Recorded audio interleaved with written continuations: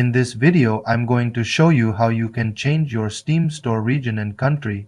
I recently had to do this myself because my billing card didn't match the region Steam had detected on my account, so I'll walk you through exactly how I fixed it and share my experience. When you go to the store and try to purchase something, you'll see a few options where you can change your country. If you look under country and click on it, will usually show the where your account was created or the country you're currently. You can select other and choose update your store country, but all it really does is tell you to contact support, which isn't very helpful. The way I worked around this problem was by using a VPN. I connected to a VPN, then purchased a game, and everything worked fine. I'll show you how to do it live right now. I've opened ExpressVPN, but you can use any VPN you want. Go ahead and connect to the VPN. I'm connecting to Singapore in this case. Once you're connected, completely close Steam and make sure it's fully shut down. Just right-click the Steam app and select Exit Steam so it closes properly. While staying connected to the VPN, open Steam again and log in. Now, if we go to a game and try to buy it, you'll notice that under Country, Singapore is now available.